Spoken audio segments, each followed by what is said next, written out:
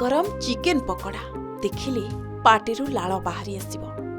गरम तेल कड़े छणा चली चिकेन पकोड़ा सह अंडा चप बास्नारे महकुची चारिआड़। खाइबा पाई एपटे लोकंक गहली भी जमिछि। कड़ेरू गरम गरम पकोड़ा बाहर बाहर आखि पिछुड़ाके सरी जाउछि। आईआरसी विलेज नयापल्ली हाईस्कूल कांथ रास्ता कड़े छता टणा छोट ठेला उठा दोकानटीए। दोकानरे गोटे थालियारे किछि चिकेन लेग पीस आउ पकोड़ा छणा होई रखा जाइथाय। दोकानटी भितरे जड़े महिला एपाख सेपाख हेउथांती। गोटे छोट गैस उपरे लुहा कड़े रे गरम तेल रे किछि चिकेन मसला रे पाग करे पकाई छाणी चली थांती। बेले बेले चिंगुड़ी किछि पाग करि दै थांती आउ सेही टकमक गरम तेल रे छाणी रखुथांती। आमर नजर पड़िला सेही महिलांक उपरे।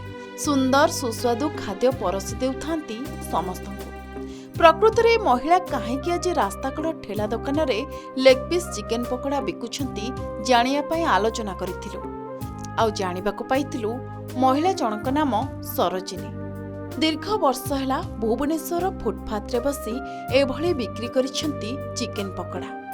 प्रकृत में केउ परिस्थिति रे पड़ी चिकेन पकोड़ा बिकिले आगरो कोन करुथले पचारिबारु से कहिथिले वास्तविक से जणे ब्यूटिशियन। अनेक असुंदरी मानंकु सुंदरी करि पारंती अल्प समय भितरे। हमरा अंडा सिजा, अंडा चप, चिकेन पकोड़ा, लेग पीस, चुंगुड़ी चप, कलजा कराटा कषा, चिकेन कषा, चकुली आउ एमती इत्यादि इत्यादि बहुत आइटम हुए। कंकड़ा हुए, माछ मसला हुए, सब हुए। सकाळे कलेक्शन करे तापर मसला करे तापर गोटे गोटे रोसई करे तापर नहीं कि आसे। तो मोर एटा व्यवसाय नथिला। मु जने ब्यूटिशियन आउ डिजाइनर। मोर टेलर बुटीक थिला प्लस पार्लर भी थिला। केते लोकन को हमें एमती सुंदर करिचु। केते लोकन को डिजाइन ड्रेस ब्लाउज साड़ी एमती बनैचु डिजाइन देइचु। किंतु मोर तो संघर्षमय जीवन। किंतु यही व्यवसाय पछरे मोर गोटे कहानी अच्छी।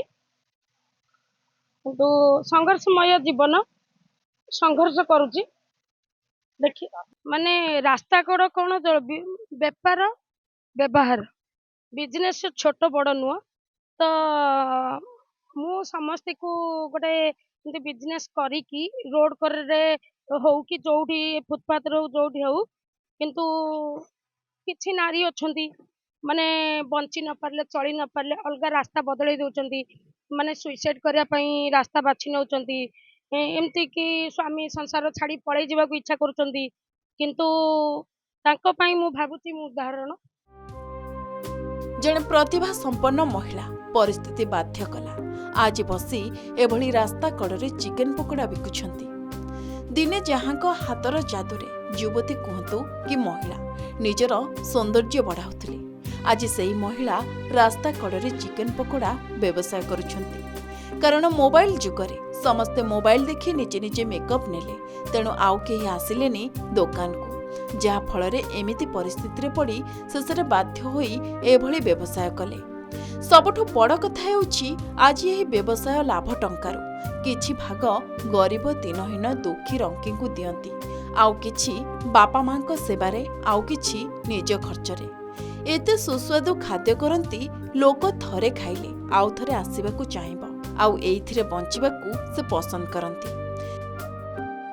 यहाँ पे चिकन पकोड़ा खाने के लिए आया था तो बहुत अच्छा है इनका टेस्ट एंड मसाला वगैरह भी बराबर है, ऐसा नहीं है पर एकदम फ्रेश है, कोई दिक्कत नहीं है। आप अच्छा खाइए और देख सकते हैं पूरा सब चटनी वटनी देते हैं साथ में प्याज वगैरह के साथ 2 तरह का सॉस रहता है तो काफ़ी अच्छा है। ये तीसरी चौथी बार मैं खा रहा हूँ इनके यहाँ और शाम को तो बड़ी भीड़ लगी रहती है यहाँ पे, मैंने देखा है। और मतलब हर बार मेरा यहीं से आना जाना होता है तो हो ही जाता है। ब्यूटिशियन आसी एमिति व्यवसाय करुछंती बोली सरोजिनी केबे भाबंतिनी। सबुबेले काम जहा हेउ ताकू मन देई करिले भल।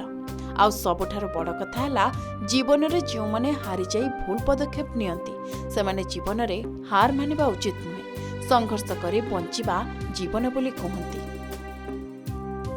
भुवनेश्वर राजांक रिपोर्ट के न्यूज ओडिशा।